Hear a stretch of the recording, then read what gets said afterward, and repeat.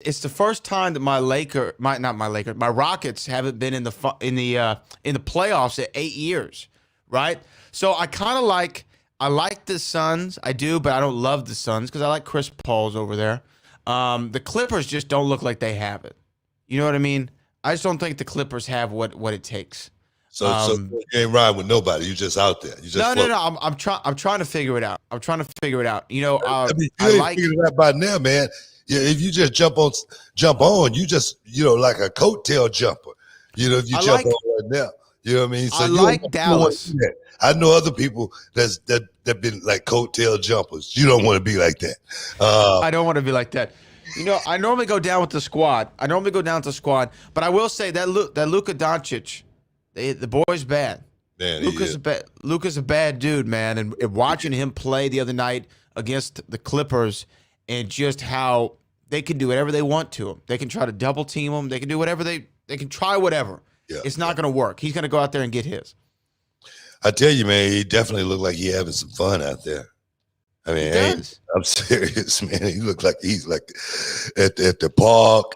You know what I mean? And I'm serious, man. That's what it reminds me of when I watch this kid play the game, because it don't look like he's stressed at all. No. And for a guy to be so calm under such a pressure situation, which is the playoffs, leading to hopefully a championship ring, man. It's amazing, man. I like Dallas myself, man. I'm a big Dallas fan myself, but I'm definitely riding with them boys, man. I'm riding with them boys all the way, man. It's gonna be ride or die, man. But hey, man, that's another story, man. That's another story, man. We ain't got to. Go ahead. Well, one last thing, because LeBron's got a movie coming out in a couple weeks, Space Jam 2, long-awaited movie. The original, was starring Michael Jeffrey Jordan, the greatest basketball player of all time. I don't know though where you sit on it. Do you believe MJ over LeBron, or are you LeBron over MJ? I know where Jerry Bow sits, but I don't know where you sit. Man, I love what LeBron James has done, man. But the blueprint was created by Michael Jordan, and Michael Jordan, I just don't think nobody did it better. Thing is, it's like when I talk about wrestling, and I talk about guys that go out there and they do it. But then you guys that go out there and they do it beautifully. See, that's what Michael Jordan, he was like a gazelle, man. He was so graceful. But then again, he had that tenacity and that dog in him as well to go hard at the same time, but with finesse. So his game and LeBron game is just so vastly different. But I gotta give the props to the greatest of all times, Michael Jordan. Okay. See, we can continue having a dialogue then. You know what I mean? We can still do this show with nobody getting hot. You know what I mean? Come on, but LeBron still got a lot of history still yet to be made. I agree. We never know what's going to turn out there at the end of the day. I think people, when they do talk about the comparison, I think they weighing in on it much too early. I think you got to wait to the end of the career before you able to actually put those two side by side and say, let's measure it. And then at the end, I think you're still going to come to the same conclusion. That's just my opinion. Hey guys, we got an interview with the EST of the WWE, Bianca Belair, going to be coming up later on in the show. You don't want to miss it. Talking about the big kickoff, WWE having live fans back in the arena starting July 16th right here in our city, Houston, Texas. And at Toyota Center, man, it's going to be hot. It's going to be smoking. And I heard Money in the Bank, which is in Fort Worth, coming up on that Sunday is just about sold slap out. You Wow. feel me? And that's down there in Fort Worth, Dickies Arena. That Sunday, July 18th. You don't want to miss that as well. So I tell you, man, everything is getting back in action. And I'm glad. I'm glad. You know what I mean? Because the phone is ringing off the hook. You know, people trying to get me, come here, come there, come everywhere. And I'm like, all right, I'm down. I'm in. I got the vaccine. And they say, what you got? I got the Moderna. So every time, taking a photo with somebody, I say Moderna on 3.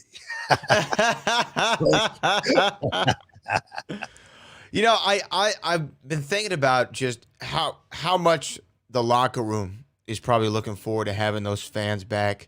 Because I mean, it's been talked about to death at this point for the last year, but wrestling is such a medium that's so reliant on the reaction from the fan, and having that 7-second delay of a fan clapping or giving you a thumbs up on a virtual screen is a lot different than a fan giving you that instantaneous feedback. And inside the Toyota Center, I think it's going to be real loud.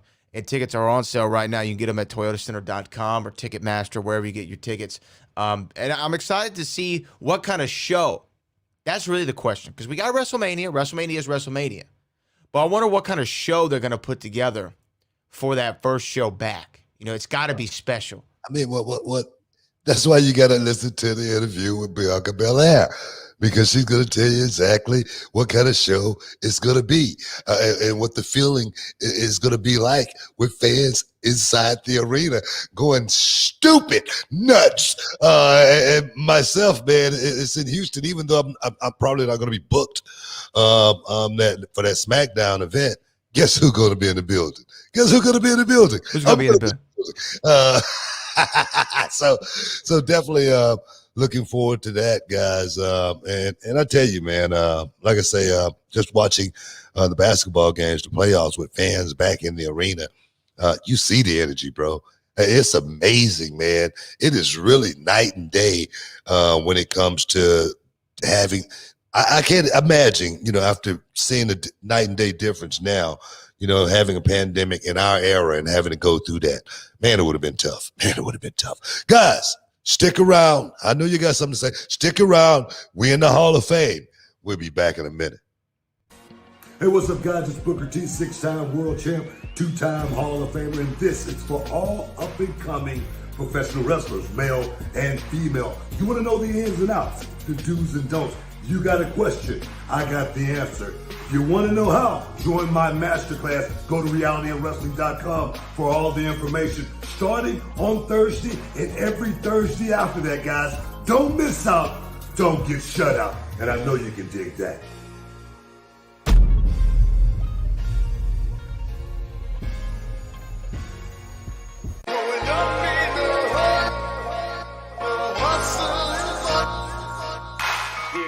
The Academy.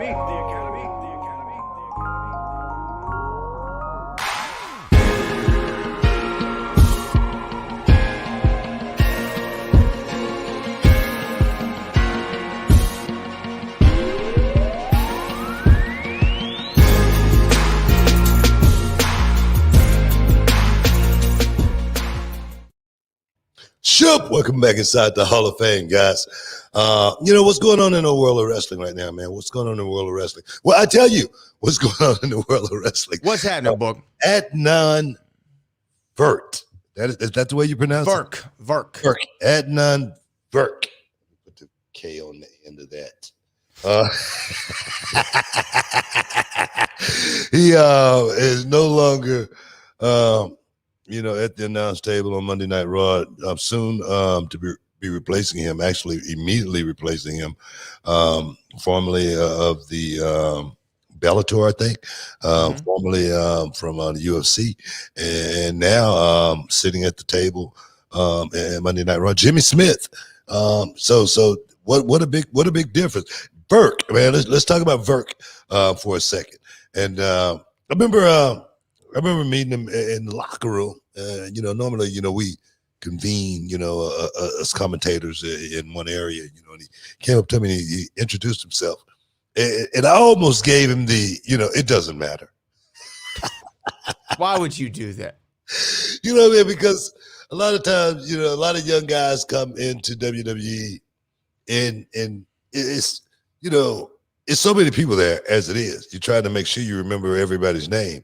You don't need too many names in your head that you may not need to remember 41 days from now. You know what I'm saying? So it's almost like, that reminds me. Bruce Pritchard told me the story one time of our friend Christian Harloff from the Showdown. Christian, was a writer for WWE, and Bruce said, "If you last longer than 6 months, then I'll learn your name." exactly my point. So it's like, man, but I was listening to it. Actually, not listening to. I was reading an interview, not an interview, but a statement that he had put out, and it was a statement saying that, just that one day a week, traveling, being away from the fam, it's tough, along with all of his other duties and whatnot.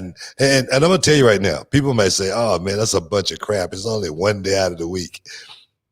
One day out of the week with WWE is a trip around the world in 1 year.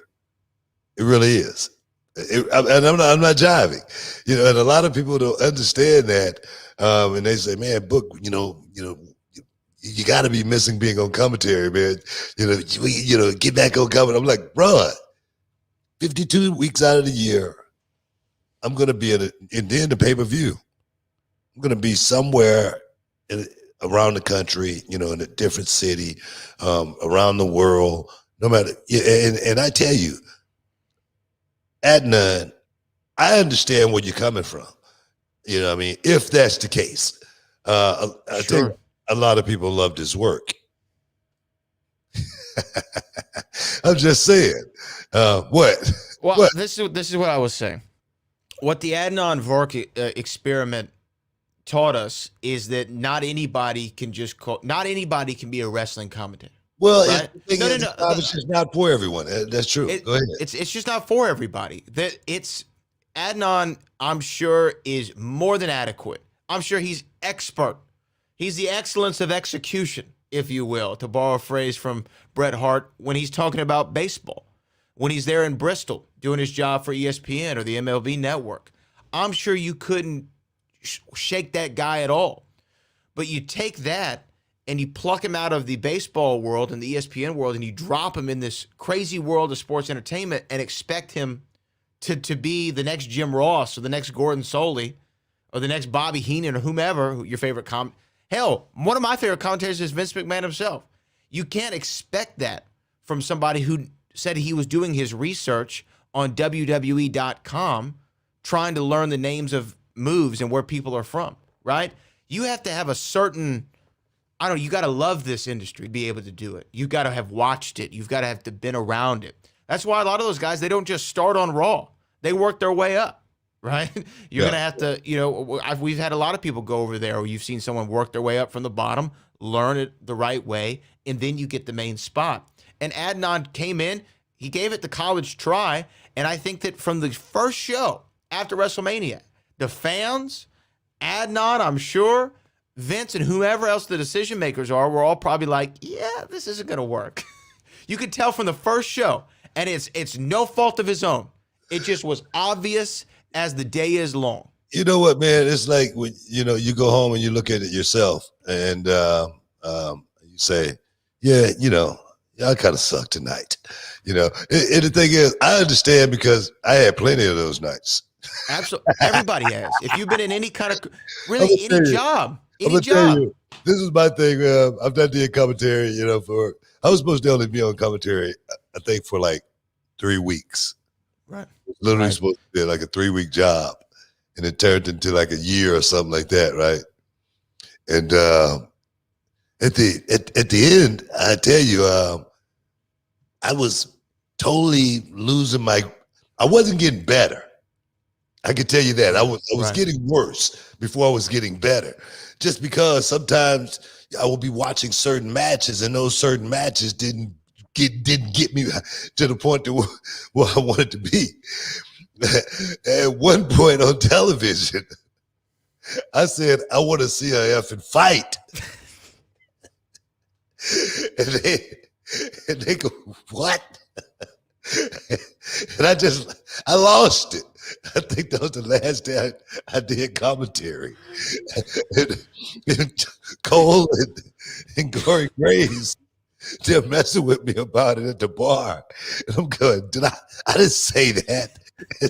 And they pull it up and they show it to me. So I remember Michael Cole coming to me and say, "Hey, Book, hey, they want to talk to you, man. I'm like, all right, So I know when Michael Cole come do that, something's about to happen, So I walk in the office and they say, "Hey, Book, hey, what's going on?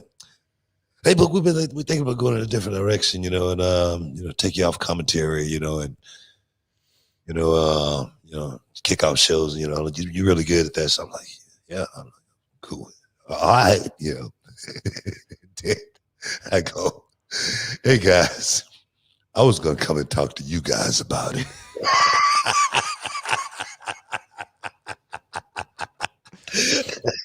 That was my last day. So I can understand what Adnan is coming from.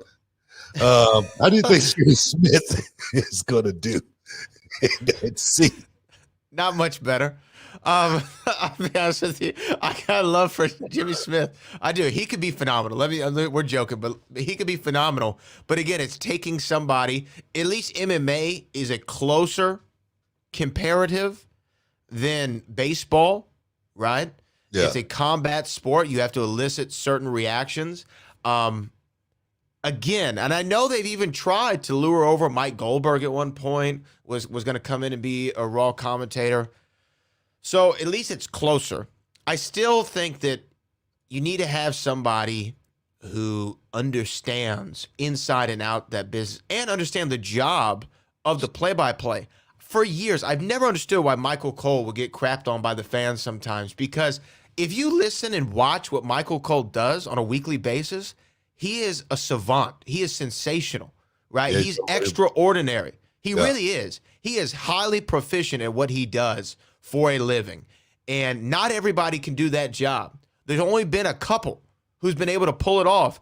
And man, dare I say, I don't know if anyone's ever been able to pull it off as well as Michael in this era with all the things that you're juggling. You're doing all this traffic. You're throwing to packages. You're coming out of packages. You got this sponsor read you got to do. Oh, hey, let me hit this story point. Let me get Byron involved. Let me get Corey involved. Hey, let me throw this to Corey because I know he'll take that like and run with it. You have to know your personnel so well, and to be able to pluck Jimmy Smith and put him in that position. God love him. That's a very, very difficult job to do. And I hope that he's successful for it. I always pray for everybody's success, but he's not being put in a position to succeed, in my opinion. In my opinion, just me looking at it from my perspective. Yeah. Totally. You know what? I agree. I totally agree with you. Me with the background and experience that I've got in professional wrestling, I was nowhere near ready for that position in that spot when I was sitting at that table in the beginning. I was just totally, and then I started feeling it a little bit more, started getting a little bit better. But then, like I say, I kind of like peaked. I got as good as I was gonna get.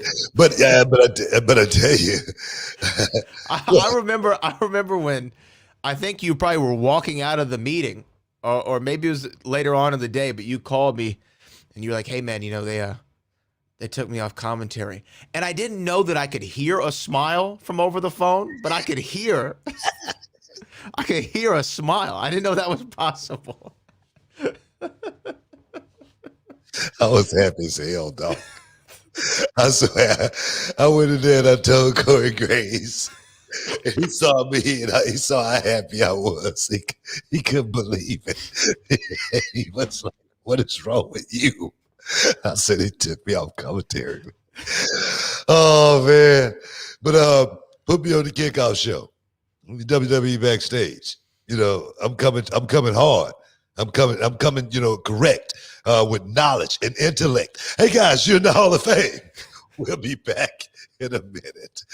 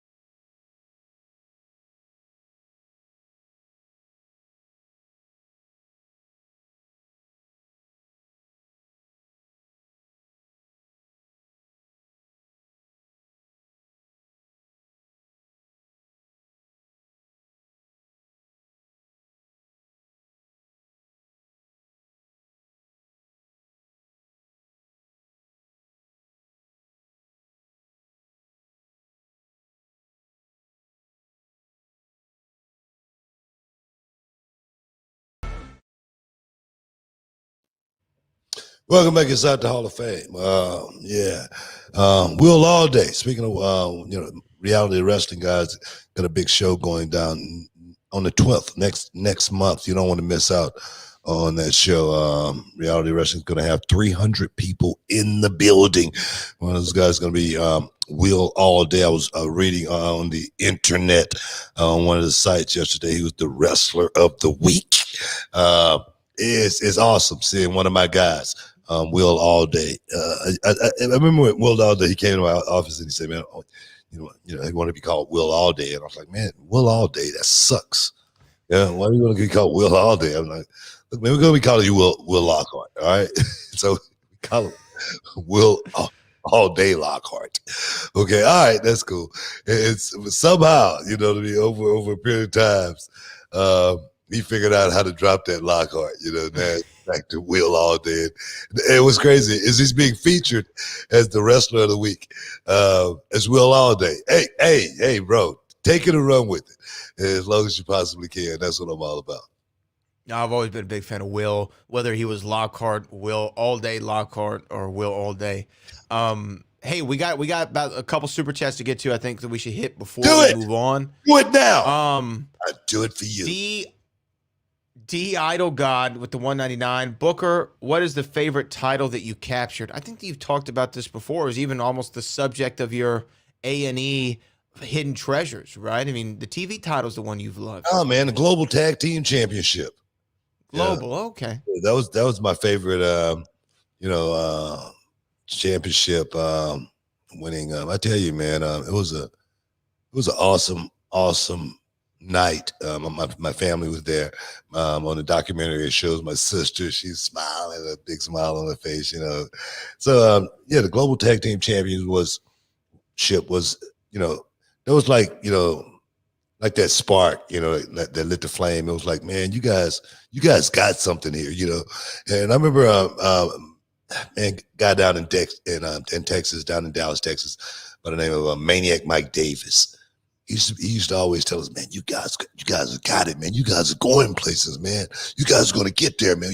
I'm going to do it. I mean, it was just, they just wanted us so bad to make it down there. It was so many of those guys. They just wanted us to see us make it. And we did. And that's just the one that I think just got so much sentimental value.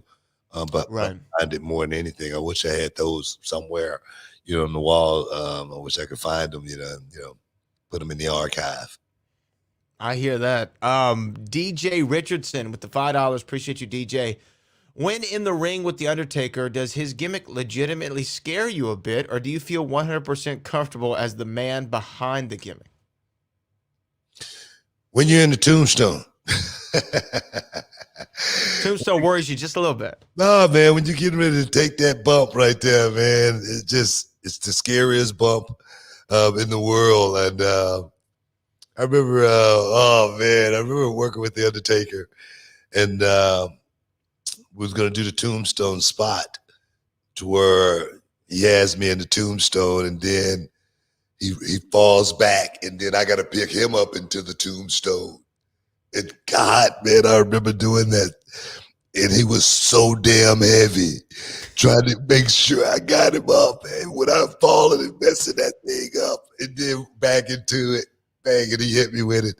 But yeah, man, that's when it became real with The Undertaker, because you had to go out and perform. You had to go out there and pull it off, no matter what. With The Undertaker. And I'm just so glad I was always on the right side of, those kind of spots with The Undertaker. And it wasn't one of those, blooper moments, epic fails. So definitely Tombstone. All right. And then we got David Okiriki, I believe, maybe, with the 5 British pounds. Hi, Booker. That pound of euro. You know what? I never know. It might be euro. It might be euro. It's one of the two. Hi, Booker. Are you officially retired as a wrestler, or do you see yourself having one more match if the right opportunity presented itself? If the right opportunity presented itself, I definitely would wrestle again. I definitely would get in the ring and display what talent I still have left. But it's not something that I'm itching to do or anything like that. I'm not one of those guys that think I need to go out there and still prove something. But if given the chance and the circumstances were right and the old legs felt good enough to do it, boom, put me in the game for Saudi Arabia. Money's got to be right too. You know what I'm saying? There's nothing wrong with that. That's what I'm saying, man. That's Saudi money, man. You know you're gonna get paid. You know. Hey, speaking of the Undertaker, you know, I saw. I guess it was, I don't know, a couple weeks ago or whatever. People were floating out all the pictures from the Boneyard match, right, which is going to be his last match of all time. And it made me think with this announcement that we're going to talk to Bianca Belair about, with the return to live crowds all the time, touring schedule. Do you think that the cinematic match is over? Because even at AEW's Double or Nothing show coming up, I know Sting is wrestling in a tag match, but it's going to be an actual tag match. It's not going to be behind the scenes with the camera. So do you think that these cinematic matches are over? Yeah. You know, because I think the time was just right for the cinematic match, you know, and we had to pretty much shift gears and keep the, you know, the show must go on, one of those type of deals. But I think now, since we're back, I think fans are going to want to see in-ring live action. I don't think they're going to want to wait and watch something on a screen when they're at the show, when they could do that on their televisions at home. So I just think it's definitely back to business as usual, I think. And it should be. That's why reality wrestling is opening up. We've been doing, you know, dark matches for the last year. And I must tell you, man, it sucks. It sucks to have to do these dark matches. It's hard to get your energy level up. It's hard to go out there and really throw caution to the wind because you don't have that adrenaline rush. So yeah, definitely. Yeah, I was just trying to think, like, man, is there ever going to be an opportunity to do? I'm sure, like, if it makes sense, we can still do a cinematic match. But overall, you got to be in front of the crowd. We have another thing is, if you old, you might find yourself in a cinematic match. Okay. In Saudi Arabia for the right price. Exactly. Now that would be something. If you could pull that off, book, where you could do a cinematic match and then they just show it in Saudi Arabia and that check cash is the same. Exactly. Woo! We figured the game out. Carter Ricious, I believe they said. $5. I think this will be WWE's first time at the Dickies Arena in Fort Worth. Excited that they are starting in Texas. You and I both. I'm excited. Did you ever work Fort Worth when you're up there in the Dallas area? Would y'all go over to Fort Worth, or was everything at the Sportatorium? No, man, everything was at the Sportatorium. When I worked in Dallas, I was just on a regular, 10,000 Industrial Boulevard there. Yeah, man. I remember it like it was yesterday. But no, man, we always did right there. But Dallas has always been a hotbed for professional wrestling, man. It's always has been since, I guess the Von Erichs pretty much put that that town on the map, but as far as wrestling goes. But I tell you, for it to kick off in, Houston, Fort Worth, Dallas, right off the bat, man, I'm gonna tell you, man. So many people been ready to get out of the house, I'm gonna tell you, man. It's crazy, man. I ain't talked to my sister in a year and 3 months, but I'd be damned if the phone ain't gonna be ringing in a couple of weeks when they have to go to Dallas. Okay. Hey, Junior. I ain't lying either. You know what I mean? But they can't just go right into it. They got to be a little slick with it, right? Oh, hey, how tall is Kendrick now? Is he doing good? Exactly. He's getting so big. Hey, you know what? you know they coming to town. Yeah. And we just hadn't been out the house in so long. Yeah, it ain't going out now either. So don't be calling me. You know what I mean? So I'm serious, man. It's gonna be one of those type of deals, man. But It's all good, man. It's all Real quick before break, Brian Medina with $5. If you were to go back to the ring, would you go back to Impact, WWE, AEW, ROH, or NWA? I think there's only two options. One of them's not listed there. That's reality wrestling, and the other one's WWE. Right? There's not. Yeah. I mean, AEW. I mean, I have no interest in doing AEW. I mean, not that it's not a cool thing right now. ROH, Impact Wrestling. I've had a taste of that meal. I don't think I'm going back there ever again. So that's a no, man. I want to do something. It'll be in the WWE ring, man. I'm at home with WWE. WWE is my base.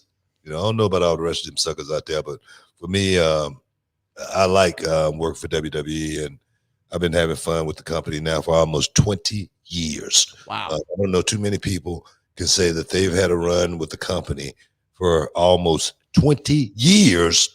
So I'm proud of that, man. I'm proud of that. I'm going to retire there. And it's and when it's all over with, you know what I'm going to be saying? Shh, it was a hell of a run. Hey, guys, stick around. You're in the Hall of Fame. We'll be back in a minute. And your question for the win. In The Insider, Al Pacino's character works on which TV show? Is it 60 Minutes? And your winner! The Movie Trivia Showdown, the most competitive movie trivia league in the world. It's MMA or boxing. It's like you want to see the two best scrapping it out. Vincent D'Onofrio. 2 points. Movie release date. Wow. Danny DeVito. That's correct. You mother! Rising Sun! And your winner! Championships, factions, the best in the world play here. I'm ready to schmo down. Throw down with the schmo down.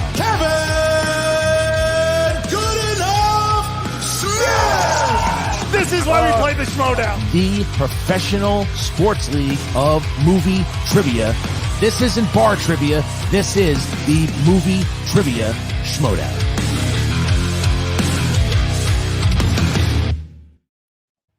Shoop. Welcome back inside the Hall of Fame, guys.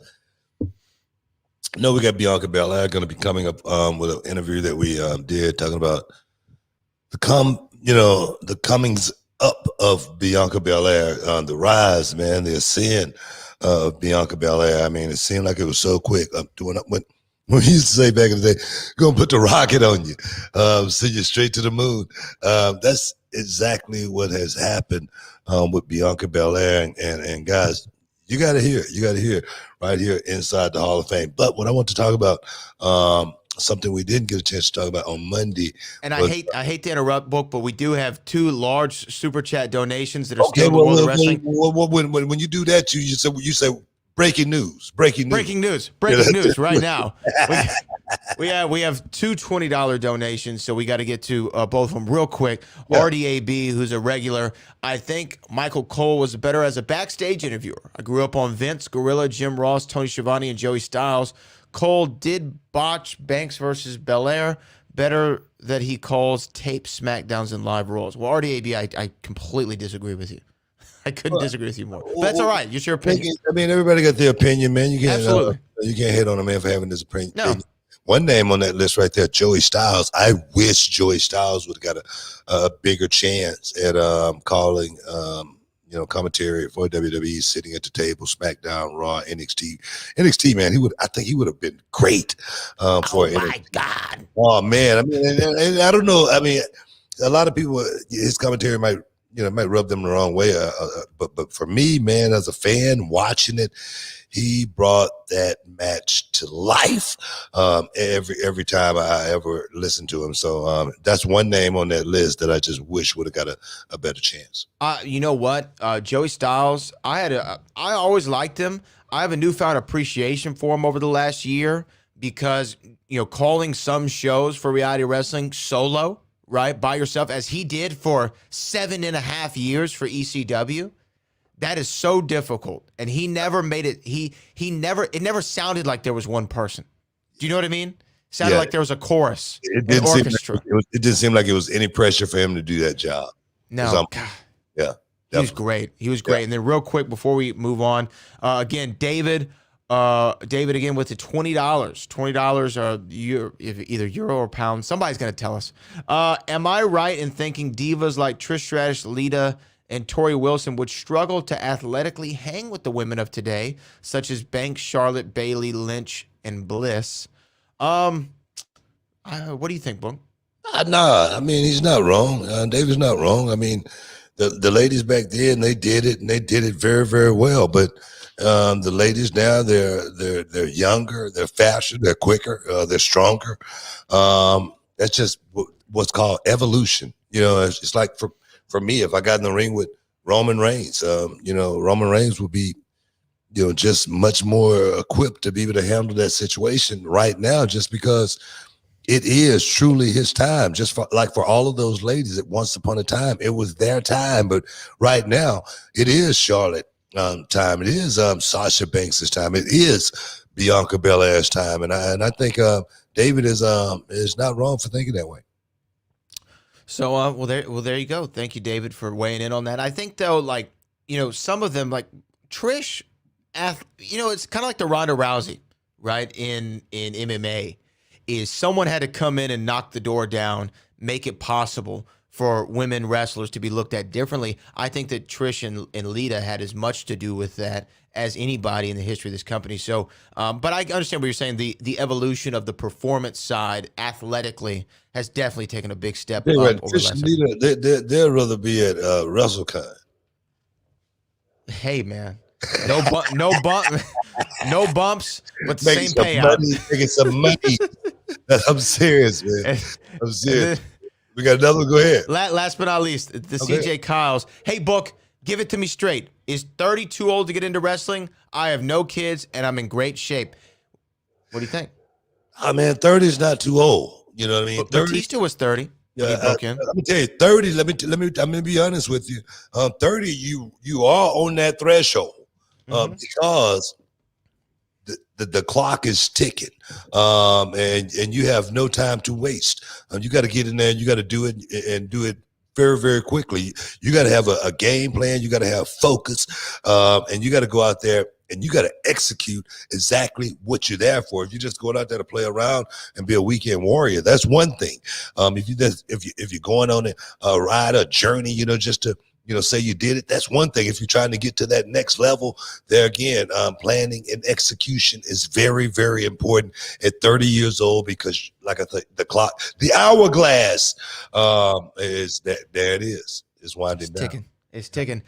But I know you wanted to talk about some UFC before we get out of here today. Yeah, so man, I want to give UFC their plug, man, because UFC been so good to us, making sure, everything's right. And definitely want to talk about what went down just last weekend, UFC Fight Night, Rob Font versus Cody Garbrandt. And the thing is, Cody Garbrandt is a guy that, man, this guy seemed like he had so much talent when he beat Dominic Cruz. I mean, because Dominic Cruz was, even though he wasn't Dominic Cruz that once was, he still was a great fighter, because he went out there and beat TJ Dillashaw. So that said something. It said, man, he still has something left in the tank. But when he fought Cody Garbrandt, Cody made him look like, man, it's time for you to perhaps step away from this game. And we all thought Cody Garbrandt was, something special until, that's the fight game. That's the fight game. You could be on top today, and then the next day, boom, it's all over with. TJ Dillashaw, exposed him, and all of a sudden, everything started going down the hill for him. Pedro Munoz, tapped up on the chin a few times, and let you see Cody Garbrandt perhaps is not as good of a fighter as we thought he was, but he fought a Sunsow, and we thought, well, maybe Cody Garbrandt is back, and then he steps in with Font, and I tell you, man, this Rob Font, he ain't no joke, man. Some people may have thought the Marlon Moraes thing was maybe a fluke. Maybe just he just caught him at the right time, and then he goes out against Cody Garbrandt. And I tell you, the knockout didn't come or anything like that, even though it was close. It could have come, but that left jab was pure through 5 rounds. And Cody Garbrandt, because for some reason, he could not get off the line. He just kept taking it all night long. And his face looked like a jackhammer had been working on it all night long. And I was like, man, is Cody Garbrandt a one-dimensional fighter if he can't get the takedown, or if he can't knock you out? Maybe he's a 2-dimensional fighter.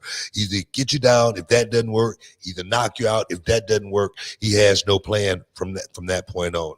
Do you agree with me on that or not? 1,000%. You know, I mean, if you would have asked me, you know, if you would have said, what is Cody Garbrandt's number one advantage that he has in most of his fights? I said, well, you know what? He's really good with his hands. You know, we saw, as you going back to the Sun South fight, if you want to talk about his peak performance, the best Cody Garbrandt's ever looked, you talk about the Dominic Cruz. I mean, at one point, he had the champion of the world on the ground, and he was taunting him, daring him, inviting him to get these hands, right? And I thought that if you were to say what's his advantage, I would say his striking's his advantage. But he went out there, and he was outstriked. I mean, consistently. For the entirety of the match. I didn't see a point to where I said, oh, you know what? He could be the world champion again. There he is. There's that world champion. I didn't see it. I saw it in the Sunset fight. I saw it, right? I mean, we saw it. We saw that, hey, man, he's still lethal with those. But this one against Rob Font, I was looking at Rob Font like, hey, man, this might be able to take a run. He might be able to make a run. If he can look like this, right? Against a former world champion, he might be able to make a run. Yeah. So, unfortunately for Cody, this is a big setback. It's a major setback for him. And I don't see... Especially losing 4 of his last 5 fights. Yeah. So I don't see a path to a title for him. Now, you talk about those 4 last fights, 5 fights, you know, people feel a certain way about the Dillashaw fight that he had, you know, considering what Dillashaw went through. But even if you take that out, losing 3 of your last 4 is not good. You know what I mean? There's not a great argument for him. And I was a fan of Cody Garbrandt. I am a fan of Cody Garbrandt, but he isn't the second coming like a lot of us thought after that Dominic Cruz fight. Yeah. I think he's definitely going to have to rethink you know, what his path is going to be inside the octagon. Competition is not going to get any lesser, any weaker. And there again, after you lost, actually it will be 2 of his last 3 because 2 of those fights was TJ Dillashaw. But even it's still 66% of your fights. Yeah, exactly. Just However you being in slice that it. position and knowing that, man, I'm not the best fighter in the division. It definitely got to do something to you. It's definitely got to make you feel a certain way, knowing that every fight you get out there and have, it could be a loss, and the career could be over because cutting is from the UFC is going to come there shortly after that. But I don't see much left for TJ Dillashaw. But I just want to cover that for my UFC talk for the week, just to give the UFC their props, man, because there again, you guys treat us so good. But right now, I got to take a break, and we'll be back in a minute.